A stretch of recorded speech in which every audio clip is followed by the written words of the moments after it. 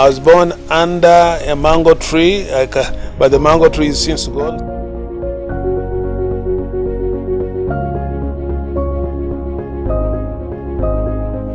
It is yet another beautiful Sunday. Yes, we join our voice as the entire team of My Story to mourn together with our brothers and sisters in the Catholic Church for the loss, especially the Kampala Diocese, for the loss of our beloved Archbishop who was slain on Thursday. But of course, the good Lord will comfort our hearts, the bereaved family. We believe that the Lord is in charge of you. So let us trust him. And for you who are sick, who are having any illnesses, we pray that the Lord strengthens you, that the Lord heals you, because the Bible says that by his stripes we are healed. Therefore, may you be healed by his stripes. But Edrine Osteen Mukalazi is my name, and this is My Story. Remember, this program is brought to you on Sunday at exactly 7 p.m. right there in your living room. And here we are, even today. Of course, last week was Easter, and yeah, we must have enjoyed the food. There was no partying, of course. If you partied, then you must have gone against the directives of the president. But of course, everyone had fun. We thank God that at least we have a day to remember the Lord, our God. And as usual, we are here with our guest. Yes, some of us know him, but we don't know who he is. Yes, we've heard his name because he's an economist, and at one time he was actually a presidential advisor on economic planning. But then we popularly know him as the Chancellor of Makerere University. So join me as we welcome Professor Ezra Suruma. Professor, you're most welcome to My Story. Thank you very much. It's a pleasure to be here. We are glad that we have you today. Professor, people out there have heard of the name, people have seen you on TV like they're seeing you today, but they have never gotten a chance to know who Professor Ezra is. And when were you born? I was born in November 1945, at the end of the Second World War. Actually on Armistice Day, when the fighting ceases. But the Armistice Day, I believe, is for First World War. But in my case, Armistice Day, but in 1945. Yeah. The Armistice Day is your birthday. You could say that. I'm a man of peace. So, Professor, we want you to take us through your education, because people think that, you people who studied days back didn't actually go through the education system we know. So we want to know, when do you join school and where did you study from? Well, my parents were pastors in the Church of Uganda. And so I was born in a place called Wancherere in Kaware district, then called Kigezi district in colonial days. And I went to school. I believe my father, I remember fighting with my father when he said I should go to school, and I picked up a stone. I wanted to stone him, but when he stood up, I feared to stone him, and I obeyed. Stoning him because he's sending you to school? Yes. So I obeyed and went to school, and the first day the teacher said, looked at me, he said, "Tam tambo tamaro." It means this one is worthless. But I started P1. Soon we were transferred from that place to a peninsula in Lake Winyonyi called Bufuka, which connects with the mainland, which comes to Kabale town and so on. And there was no school there. So my father started a school, and I started P1. My elder sister, was a teacher. That after P1, there was nowhere to go. So, did he start this school because of you, or he had a vision and you only helped him? Well, I wasn't the only child in the school. There were other children who needed to be in school. And of course, the school later on grew and is still there to this day. But I had to leave home and go to Kacherere, which is across the lake on the other side, and live there with my grandparents, because there they had 6 grades of primary school. So in all, I changed primary schools 5 times. I attended 5 primary schools, depending on where I could get a place to stay, a home to stay. I stayed with different families, some relatives, and eventually I ended up in Chikunjiri Primary School, which was about 5 miles from home. When I had difficulties with living with relatives, I went back home and started walking 5 miles to school every day and 5 miles back. That was a long distance, and I wasn't really learning. I remember I had to repeat primary 5, and that's when my elder brother came, Engineer Baraba, to Kawale and started living there, and I started living with him, and circumstances changed. I went from being a bottom student to a top student, because now I didn't have to work so far. From primary school in must have been 1958, I think. I went to Kigezi High School. I passed and went to Kigezi High School, spent 2 years there, and from there I got a scholarship to come to King's College, Budo. So, that was which class was that? That was senior 1, starting in 1962. Kigezi High School was junior 1 and 2? Junior 1 and 2, or 7th and 8th grade, if you like. And it was at Kigezi High School that the late Bishop Festus Chivenjere, he wasn't a bishop then, he was an evangelist. He had a convention at our school, and I got saved in 1960. It's a memorable day for me. So you told us the parents were pastors in the Anglican Church. Were they not preaching the gospel to you, the children? Every day. But why had you fail to give your life to Christ? I don't know. I don't know. You listen. You know, being saved is a gift of the Holy Spirit. So until the gift comes, you don't receive it. It's not me who gives the gift. I am a receiver. So it was not until that day in Kigezi High School that I said, I'm giving my life to Christ. How old were you? I should have been 15 at that time, yeah. So how did your father feel finally when he sees the son has now given his life to Christ? I don't remember talking to him about it. I was very far away from him. Kigezi High School was very far. We were boarders, we were living in school. And I'm not sure whether I even communicated to him that I had become saved. I'm sure he knew, or maybe he assumed all along that I was. I don't know. Maybe he assumed, being a son of a pastor, he assumed that maybe...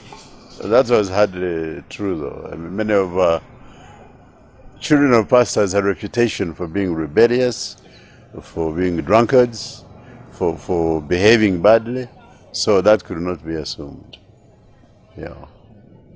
So, you give your life to Christ, and was the school Christian founded?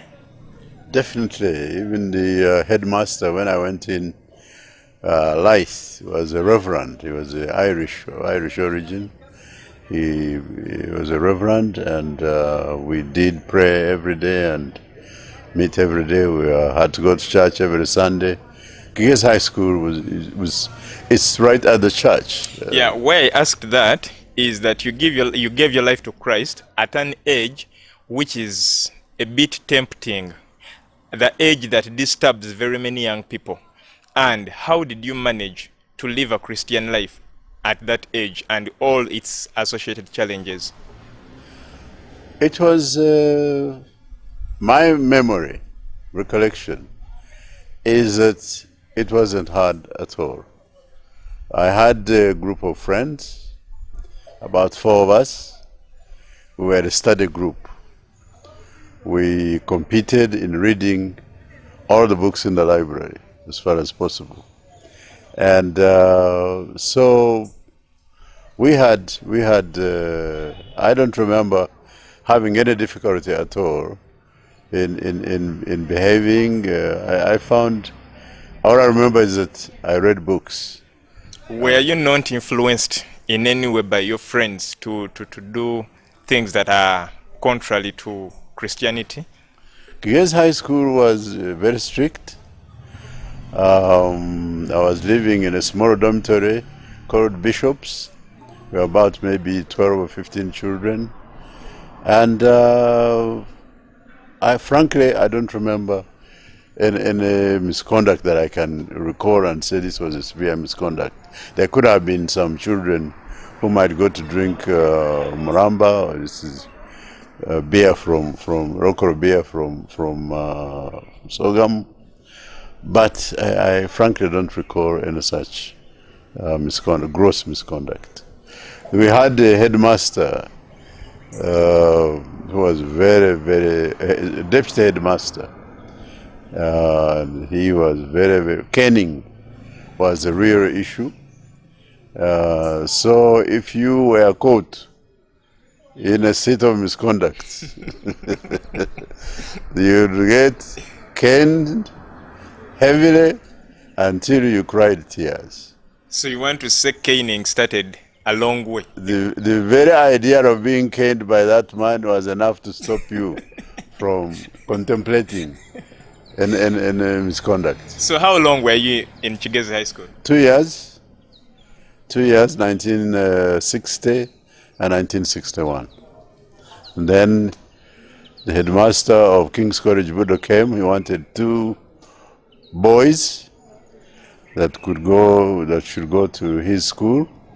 So I was advised by the headmaster to put my first choice there, and my other friend, the late Professor Ijuka Kabumba, the 2 of us were advised, and we did, and they called us. So we're privileged to be able to come to King's College Budo. Had you ever crossed Mbarara before? Or this was your first time crossing? I had never left Kabale. I didn't even dream of going beyond Kabale. Now, when this opportunity came and you were coming to Kampala, how did you feel? It was like going to America or something, because I remember Ijuka, my friend, came I was staying in Kabale at my brother's house, and he came to stay with me. He was from far away from town in Kamwezi, and so we got ready and to leave very early in the morning. And so when we had just laid our heads down, we heard the sound of a bus, a heavy sound of it. We said, they are leaving us. And we ran with our luggage on our heads, only to arrive there and find that it was still very early, and we didn't have watches, we didn't have clock. And so we stayed at the bus park for very many hours. It was cold. I remember trying to warm ourselves at the charcoal stove, and the man lifted it and took it away. And he didn't, and we really were offended. But eventually we did get on the bus, and we came, and we arrived here at night. We arrived in Kampala at night, and we saw neon lights, and we couldn't understand what they were. Yellowish looking lights. But anyway, we were in Kampala, we were scared. I remember Kabumba telling me, he said, now you stand here, I'll stand here, we'll face each other. In case thieves come from behind you, I'll see them. And if they come behind me, you'll see them. Then we looked at each other and said, now what do we do? How long are we going to stand here? But then, did you know where King's College was? No, we didn't. So what were your plans to reach the school? Oh, we found out that there are some vehicles that would take children to Budo, so we got on one of them and they took us there. Yeah. So you're finally at Budo. What is your experience and some of those memories you can't really forget at Budo? Budo was a very serious place. It was run by British teachers. I think when I arrived there, there might have been one Ugandan teacher, or he came later. I think Mr. Mlira probably came later, but when we arrived, all the teachers were British. Remember, these are colonial days. We still hadn't got independence in 61. We came... Was it 60 or 62. 62. January 62. We got independence later that year. Yeah. And I was privileged to go to Kololo to see the flags being raised and lowered. So, yeah, we came to Budo in 62. We were serious. I must say we were very serious. And the British were very serious.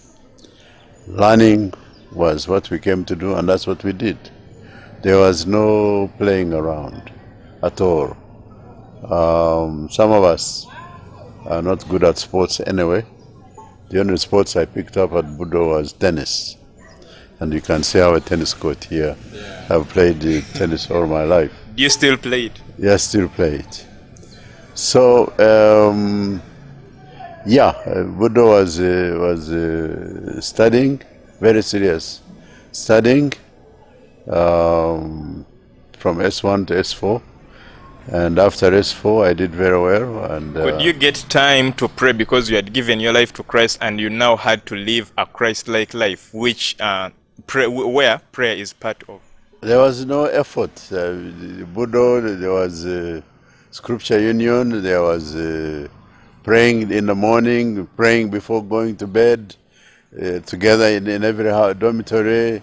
It was continuous, well, I would say continuous, but continual praying went on.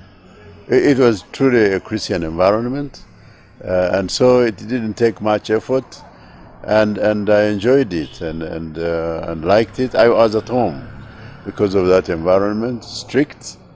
So I never had any problem because I didn't misbehave. If you did something wrong, they had long pages of, they called red, papers with red lines.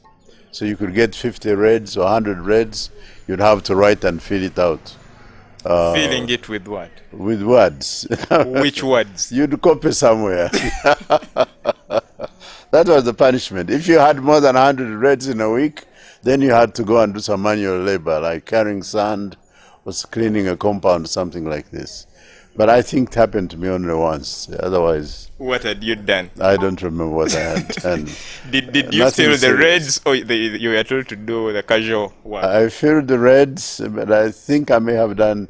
I don't know why I had to do casual work at one time to clear the leaves from the compound. I'm not sure what I had done, but it happened only once or twice. So it was not a problem. So, yeah. After King's College, after Senior 4? After Senior 4, we now have independence. Yes. You told us that you went to Kololo, and so what happened? And so at night, I saw, I think the Duke of Kent or something, there with Milton Obote and handing over the instruments. So in which capacity did you go there? As a child, as a student. Were students free to attend the function? Well, our school took us to observe. Not everybody. They picked. I don't know how they picked. I happened to be among those who were picked. We went on the school lorry, and we went, witnessed, and came back to school. And so now we have independence. We started to get something started happening that was not English. We started to get Americans in our school. Again? We had never, what do you mean again? We had never seen an American before. No.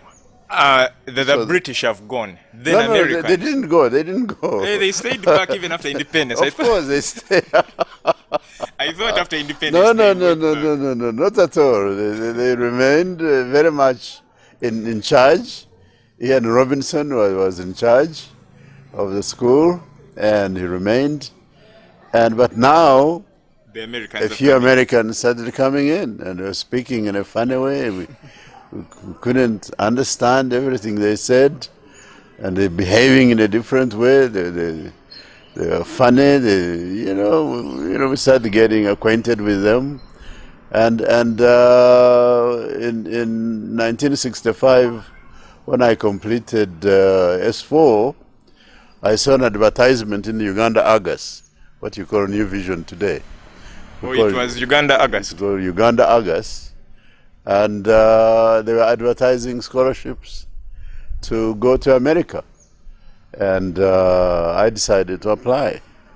Was it because you were well acquainted with their style, their way of life I had and language? no idea whatsoever, just the idea of in my geography teacher, Mr.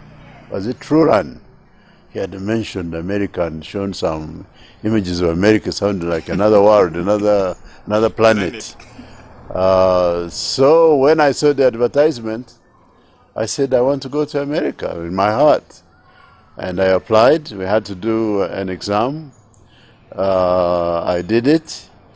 And apparently I passed. Not apparently, I actually passed. I was called for interview and got the scholarship. So after S4, I went straight to university in the United States at Fordham University in the city of New York. You can imagine going from Kauncherere to the city of New York. It's like going to the moon. Didn't you go through the likes of equating, my equivalent, like we see in Uganda?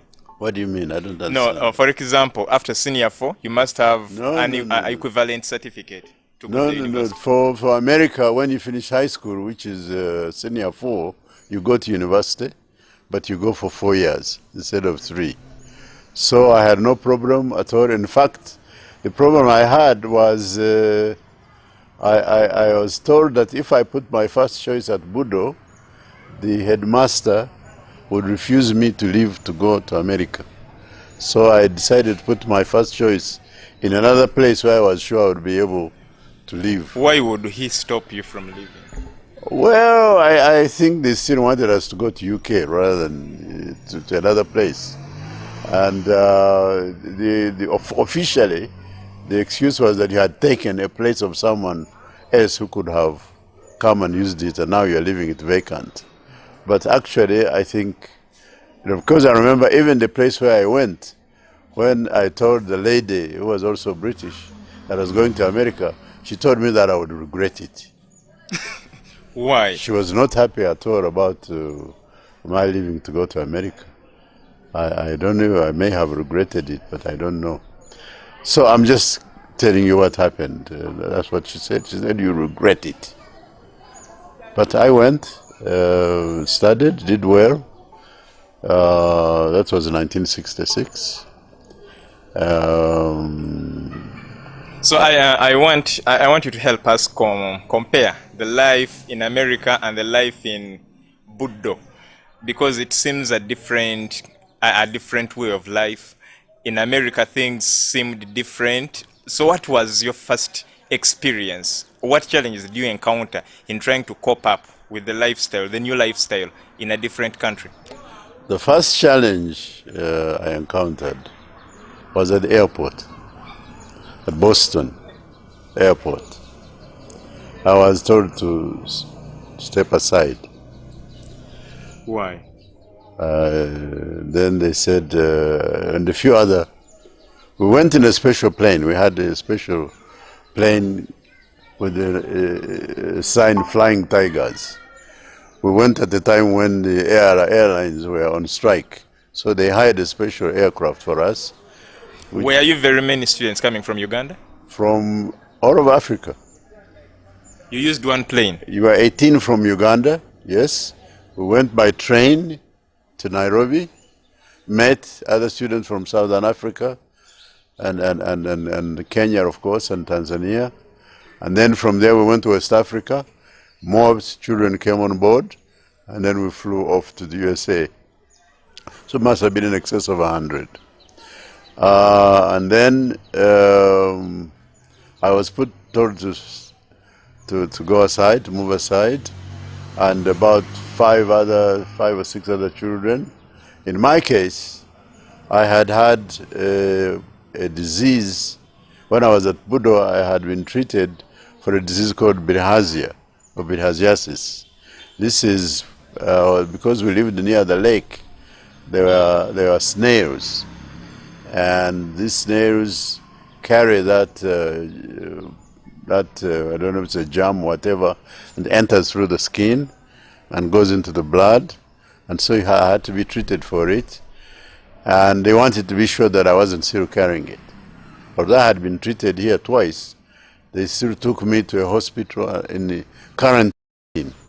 Quarantine is not new. I stayed here for about a week. Then they were satisfied that I was okay. Then I was able to join the others in the state of Vermont. From there, we were each given an American family to familiarize us with American life. So I had an American family. They were very, very kind to me, very, very nice. The husband was a doctor, medical doctor. He even arranged, I had a hernia, and he was able to arrange for me to be operated, which was wonderful and welcome. His children were very nice to me, I liked them. And then when the holiday, August was coming to an end, they drove me to Fordham University, the dormitory. Although I was coming from a Protestant background, I entered a Jesuit institution. Fordham University is a Jesuit institution, Catholic, and very strict, but I enjoyed it. I fitted in. I had no problem fitting in at all. Didn't you compromise in any way with your Christian standards? But they are Christians. No, what I mean, now the Anglican standards of giving your life to Christ and all that. These denominations don't mean anything. We are Christians. Did Christ ever talk about Anglican and Roman and what have you? No, I had no problem at all. People were very well behaved, generally from middle class and upper class backgrounds. They were friendly.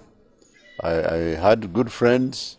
One of my friends, Dante Ferraro, taught me driving. Wow. So, Professor, yes. At that very point, Yes. I beg we go for a short commercial break. Okay. And then when we come back, we are going to start from your journey to America. Yes. You are coming back after a short commercial break. Remember, we are with Professor Ezra Suruma. As you think about the Lord just taking over your case and you are no longer in the midst of it, and he says, fear not. Demons from the mountains, scream and leave. In the name of the Demons from the graves, scream and leave in the name of Jesus.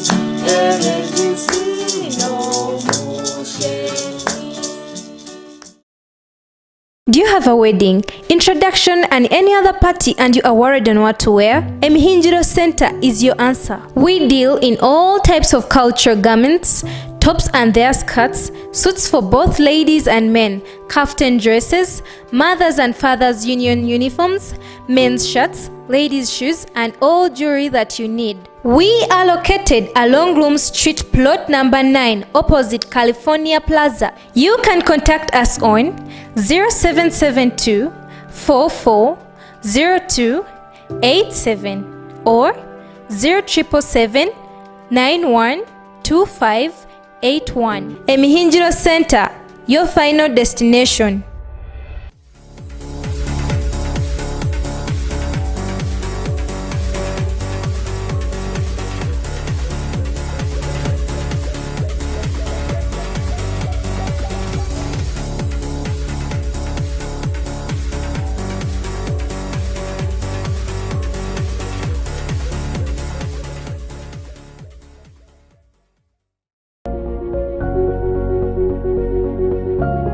Welcome back from the commercial break. Yeah, Edrine Osteen Mukalazi is my name, and this is my story. Remember, this program is brought to you every single Sunday at exactly 7 p.m. And this is the second half. You who missed the first half, yeah, you can try checking for it on our social media platforms. That is YouTube, Family TV Uganda. But of course, remember the recap or the repeat is on Wednesday at exactly 7 p.m. Now, if you missed the first half of Professor Ezra Suruma's story, then you will catch it on Wednesday. And Professor, you are in America and your friend is teaching you driving. Are these your dreams before going to America, that when I go to America, I have to come back when I've learned driving and this and this? Not at all. I believe that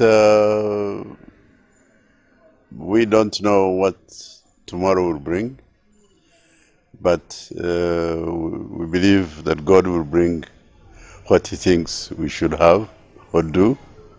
And so finding friends and learning driving and of course learning what took me, which was in the classroom, studying finance, all was going on, and it was okay. I didn't have, they have long holidays in America from June to August. So I would use those to go to summer school. And as a result, I was able to finish my degree in 3.5 years because I would take advantage. I didn't want to be idle. So I would go to school. I remember I went to Columbia University, went to University of Connecticut, did summer school, and was able to finish in 3.5 years. When I finished, I told the university I wanted to do a master's. They said, oh, we gave you a scholarship for 4 years so you can continue. You don't have to pay tuition. God was on my side. But they were 3.5. You were left with only a half year.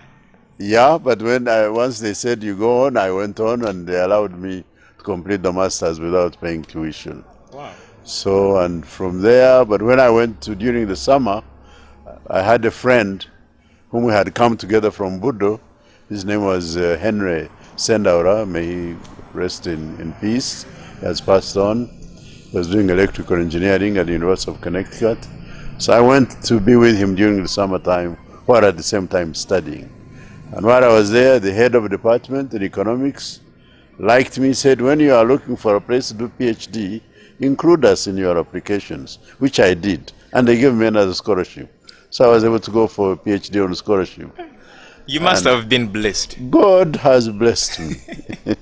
When I look back and say, wow, first of all, even going to America, it was something that was never on my mind. Then being able to go through all this on scholarship, one after another. It's amazing. God did it. Doctorate was very hard work. Very, very hard work. In fact, I started teaching because I didn't have enough money to live on. And then while I was still, after finishing all the exams, I decided to come to Makerere. My friend Sendaura had already come, he was teaching in electrical engineering. He said, you come and we serve our country. This is a minute's time. It was not an easy decision, but we had come, we had signed papers agreeing to serve Uganda when we finished. So we came as per contract. Had you not signed these papers, did you have plans of staying back and work from the USA? I didn't have any such plans. The Americans assumed that once we came, would be attracted by the environment there and the civilization, as they say. But for us, really, well, some of us anyway, because the men stayed, never came back. But for us, we came back, started teaching at the university. This 1973. And that's the first time I came. You had spent very many years in America. 7 years. Yes, 7 years, and now you're coming back to Uganda. Yes. Uganda is insecure under Idi Amin. Yes. What are some of the things you regretted during that period, much as you loved so much to serve your country? I didn't regret. Were you happy with what was going on? I wasn't happy with what was going on, but Uganda is my country. When it is good or bad, it's my country. That's where I live, that's where I come from. That's where my the true parents definition are. of patriotism. My parents, it's not, I don't know it has anything to do with patriotism, but it's my country. My parents are here, my brothers are here, or where, because they are no more. So it was natural that I would want to come home, and I did. And I taught for 2 years, requested Makerere to allow me to go and finish my dissertation for the PhD. They allowed me to go. Some people didn't want me to go back, but Why? Did they have fears that you may not come back? I don't know, but the late Jinjera Pincho, who was Deputy Vice Chancellor, was very gracious. He allowed me to go, and I did go. I finished in 1976. But now, when I finished, I didn't come back. This time, I had tasted life under Idi Amin, and I saw many people following me, coming, but not for PhDs only. They're just running away because conditions were so bad. So in '76, I got a job in Florida A&M University. I taught there once in '72 before coming. So I went back. They received me very well. In fact, something miraculous occurred. Before I finished my dissertation, I ran out of money because Makerere cut me off when I didn't come back as I had promised. And one of my direct associate advisors was not satisfied with my dissertation, and I had run out of money. And that was in December 1975. I contemplated committing suicide. After 5 years of pursuing this thing, this degree, and now I'm out of money, I'm out of luck. I said, what do I do now? And the man says, I'm not satisfied. I contemplated suicide. But when I arrived in my dormitory, I found a small piece of paper on my pillow and said, come, your job is waiting. Who had written it? It had written by Dr. Sibyl Mobley. He was the Dean of the School of Business at Florida A&M University, where I had taught 3 years before. And God works in amazing ways. Did he know where you were residing? I had, a telegram. When you send a telegram, people will bring it to where you are, so since it bears your name and it's addressed to the right place. But I think that the language telegram, the telegram language seems to be... Yeah, this is before we didn't have electronic methods of communication. Of course, we had telephones, but in this case, there's a piece of paper that is sent by telegraph, by electronically, I suppose, and then it is printed and brought to you like a letter, if you like. And does it operate like the current emails? It's like you get an email, but you print it out, or more of an SMS, really. More of an SMS. It's printed out, and I found it on my pillow, and it was a lifesaver. I had a car, put my bag in it, and drove 1,200 miles to Florida. 2 days of driving non-stop. Well, maybe stopped once or twice, but I didn't Did you sleep. break down? Oh, No, you when were you're so young, anxious. It's amazing what you can do when you're young.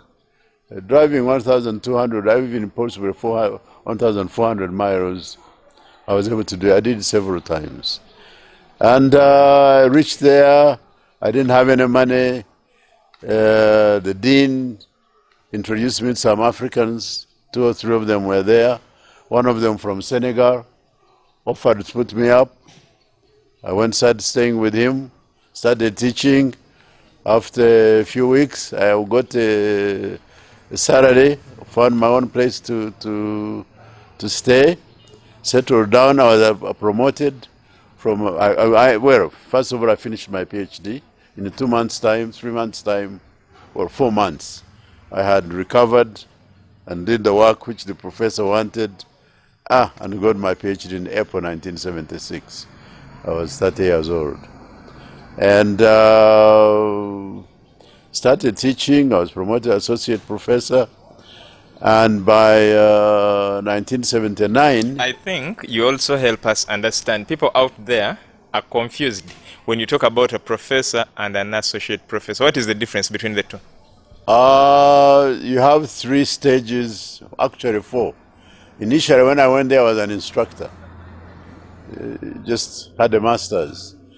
And when I made progress towards a PhD, when you have a PhD, usually you're appointed as an assistant professor.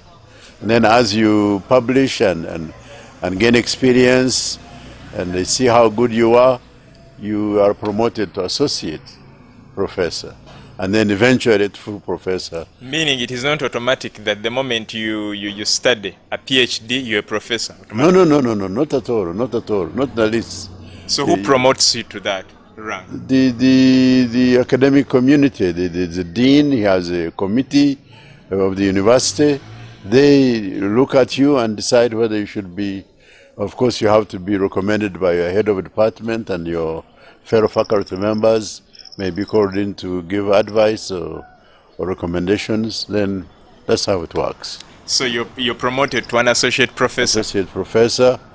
1979, Idi Amin was overthrown by the Tanzanians and Ugandans who were fighting with them. I said, I'm going home. And I came back to Makerere, this time as a senior lecturer. The terminologies are different. So, but now I think we have associate professors also in Makerere. Yeah. At that time, I don't remember having any. You were the only associate professor? No. I didn't come with my rank. I was given a rank of a senior lecturer. So, I did teach, but the conditions were very difficult. We had a lot of shooting. Excuse me. People were dying. There was chaos. There was shortages of everything in the marketplace. It was very unpleasant. I was determined to focus on my teaching, but the conditions were difficult. Then one day, a few months after I had arrived, I think in October, I heard there was a lecture by Joshua Mujenyi in the Law Lecture Theatre at Makerere. I said, let me go and see what they are talking about. I found this young man was a lecturer in political science, talking about the need for a third force. Instead of a sectarian force, instead of tribal parties and religious parties, we need a third force that is not sectarian, that combines all the people. I said, I am sold. I found myself organizing with him, organizing students and lecturers to form a party that is not sectarian, a third force, a non-sectarian third force. Before we knew it, a few months later, we heard that Mr. Museveni, who was then chairman of the military commission, like vice president, if you like, that he wanted to meet with us. We went, me and Joshua Mujenyi. We found all the leading politicians at that time there. Mr. Kategaya, Mr. Vedant Sali, and so many others were there, Tessa, and we resolved to join hands and form Uganda Patriotic Movement. We did. We launched it in order to contest the elections of December 1980. We were, of course, thrashed, beaten. In other words, you're the brain behind the UPM we hear of. No, don't say that. We are all together. We were all together. But you gave birth to the idea of mobilizing these people. Joshua Mujenyi and I, we had Uganda National Movement. We rejoined with these people to form Uganda Patriotic Movement, Friday. And so we were laughed at. We were a laughing stock. And I remember going to Kabale to campaign, and one of the editors took me aside and said, this UPM is for children. So why don't you come to where you belong, in Uganda People's Congress? After all, your parents are Protestant, Church of Uganda. This is where you belong. Come home. So was UPC for the Anglicans? UPC was largely, at least in Kabale, it was for Protestants. Now, when I went to the north, I found there the situation was not so clear. But in many parts of Uganda, it was DP was for Catholics and UPC was for Protestants. And of course, Kabaka Yeka was for Baganda. So UPM was now to cover the other... UPM was non-tribal, denominational, non-religious. We wanted everybody to come together. We were badly defeated, and I said, I'm going back to teaching, and I did, only to be in February 1981. The army came looking for me and for Joshua Mjenyi. We were both staying at Mitchell Hall. In my case, God intervened, because when they banged the door, a voice said, he's not there, he has gone to the office. And these people... Whose voice was that? I don't know. And why were they looking for you? Because I was a member of the Uganda Patriotic Movement, and Museveni had attacked Kawamba barracks. And I was considered one of his partners, although I had no idea what they were doing. Shortly after that, I ran away and went back into exile. So, Professor, at that very moment when you've gone to exile is where we want to start from next week. And we want to promise this for that we shall bring back Professor Ezra Suruma next Sunday, and he will take us through the other part of the story he has not shared. Remember, you shouldn't miss his life in exile. And for how long was he in exile? You who only know him as the Chancellor of Makerere University. Well, thank you so much, you who started with us. And as you see out here, it is becoming darker. And that means that we have to go. Of course, Edrine Osteen Mukalazi is my name. I've worked with Jonah Jal, the producer, Bantam in transmission, and Tony Santo on social media. But of course, there are very many people working together, putting brains on board so that